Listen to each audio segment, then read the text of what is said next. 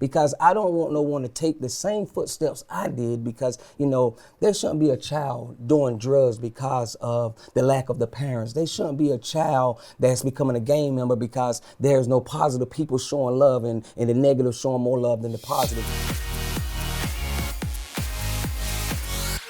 Hi, and welcome to Kelly, where we talk about life, your life and my life, and through Kelly we hope to inspire. I have Edward Harris on the show today, and he is the CEO and founder of Everlasting Investments. He's a motivational speaker, and the reason I had him on the show is he works heavily with the youth, and that's a passion that I have and a passion that you have. So let's talk about a little bit about Edward Harris and how you got into doing, working. Why is it important for Edward to work with the youth? Well, basically, I grew up in a negative environment.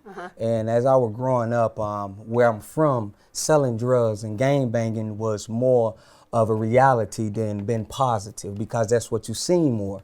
Tell me about that, because as where I came from, I don't completely comprehend that, and I don't think a lot of people from my little area completely comprehend that, because we just kind of think, oh, they can get out of that. Why do they have to do that? What's the attraction to a young person? You're right about that you can get out of it. It's a mindset, but at the time I was young and I wasn't thinking, and my mindset wasn't mature enough to push myself to get out of that thing. I wanted to have the nice things in life. I wanted to have the new Jordans. I wanted to have the nice clothes. And my mother was a single mother, a single parent that was raising 4 kids. So it was she was going through a hardship, and I wanted to be like my friends. So, going to school, making good grades, I ended up getting introduced to crack cocaine, and once I got introduced to selling drugs, I got introduced to becoming a gang member, and it was an attraction of the negativity of the thrive I love doing.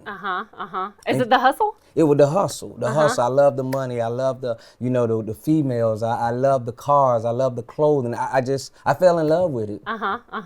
So what's your turning point? Well, my turning point was a tragedy that happened in my life. I was selling drugs and I was snorting cocaine. And, my kid's mother, my oldest 2 kids' mother, was murdered on my birthday, November the 2nd, 2002, in Goldsboro, North Carolina. And it touched my heart. I didn't actually change that day physically, but I changed mentally and emotionally. And so I said that there got to be something better in life than just selling drugs. And especially with this death, now I had to take a step from becoming a baby father to becoming a actually father. Right. Because now I had to learn how to parent, and I didn't know how to do that when my father was in and out my life. So it was a whole transition, but I pushed myself. Wow. Yes. Wow. I'm gonna stare at you for a minute. Yes. Because so many people don't make that change. Right. So that's incredible. So that stems into your passion for the youth. Right.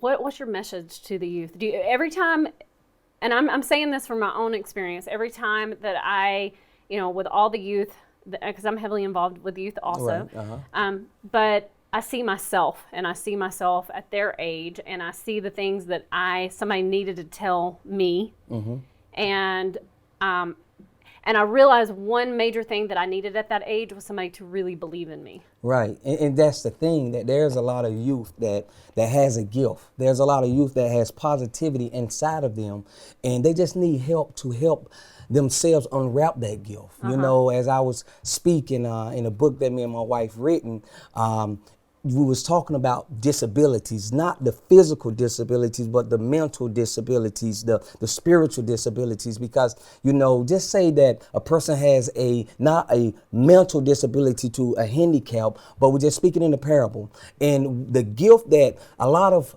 mentors have is helping these youth unwrap their gifts. If you have a gift under a Christmas tree and they know that that's their gift because their name is written on it. But if they don't have no arms, and I'm just speaking in the parable, they don't have no arms or they never unwrapped the gift before, then they need help.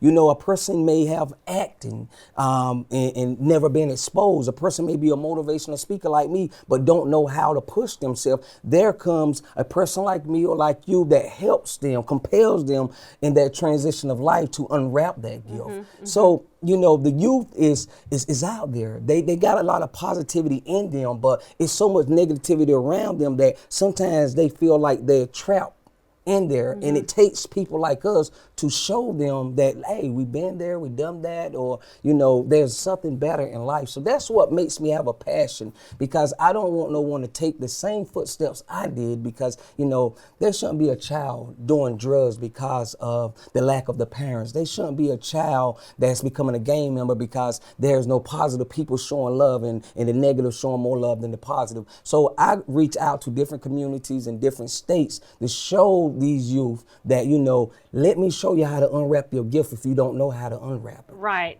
And it's just really important. You know, as we're growing as societies, as we're intertwining more, our races are getting closer together. We're starting to get to know each other more, which I think is fabulous and wonderful. And if we don't have good mentors around us who are showing that, you know, our youth are exposed to so much. So much. I mean, with education, sometimes they can get frustrated with education. And that's where I seen the statistics in my area of with education. There's not too many mentors that's helping these youth with the education. And when they get frustrated, instead of them getting intimidated by the ones that's making higher grades than them, instead of them going to school, they prefer to just push that to the side and say, hey, look, I'm gonna take it the easy way out. Yeah, and I was gonna ask you if that kind of happened to you, where Yes. you're like, okay, I'm not gonna get in college. My parents can't afford college, and so I've got to figure. At the end of the day, you're gonna survive, and you're gonna do whatever you feel like is the best way to survive. And unfortunately, at a young age, you're not thinking about how that affects anybody else. You're just thinking about your own self and your own life and your own hustle. But your hustle has led you to hustle for these kids. I see you. Yes. I mean, I watch your social media and I see you all the time. You're always out in the environment. You have a great team, and you're bringing so much. We at Words in Motion are going to do a little workshop for your kids. You know, I hope as we all, you know, come together more and more with just these situations, I really hope we're able to make a difference. Yes, and you know, I really appreciate what you guys are doing with the youth that we selected, 10 youth. But to go back to where you was talking about the school, the education, I was making good grades in the 9th grade, the 10th grade, but it was just that the things that I wanted, the self-gratifications that lure me from maintaining in education. And so that's why I hit a lot of topics with you to stay maintaining, going to get education. I always tell them that success is not based upon how much money you're willing to maintain, but how much knowledge you're willing to obtain, maintain, and continue to retain. Because if you was born with $1 million and you lose it, then it may be hard for you to try to learn how to get it back again because you have no education. Yeah. But if a person that's very well mannered in education and has $1 and lose that $1, it's no problem for him to go back and learn how to make 100 pennies. Right. And you learn, I don't want to get into stories or whatever, but you learned a great lesson with your own business about how maintaining your administrative side is so important. Awesome. And he has a great team. You can't get through anything until you go through his board. So right. And I did learn a very I would call it a very bad place in not knowing administration. And anyone that's a business owner, I would advise you to have an advisor, has a board of advisors, because, you know, when you have a lot of multitude of counsels, they will lead you. And with the administrative side, when I first started this business, I didn't have no advisors. And for me making decisions on my own without going asking questions, it led me to 3 years in prison. Right. And so while I was in prison, you know, some look at it as bad, some look at it as good. But I learned learned that, I seen a lot of killing, I seen a lot of negative things going on, but I told myself, while I'm in this negative situation, I will remain positive. So I got a dictionary and I edified my vocabulary, and I went and I pursued my bachelor's in Christian counseling. So, I tell and I advise anyone that when you see yourself, you're back against the wall, or when you're in the midst of any negativity, don't look at the surroundings, don't look at the circumstance. Have faith within yourself, and of course God, to push yourself to become a better you. Yeah, and you can always come out of a situation if you want to get out of it. Here we go. Okay, so colored popcorn. Awesome. I have, let me tell you this. I have been wanting to buy this popcorn. Okay. You can ask Diego. I've been wanting to buy this popcorn as soon as they put it on the shelf. And so I got it for you. Thank you. Thank you so much. Thank you so much. You're very welcome. That's to remind you your gift in life. Thank you. I mean, the experience that you have gone through, there's something of somebody giving somebody advice, but somebody going through trials, you learn lessons that nobody else can give. True. So, the youth are blessed in you, and thank you.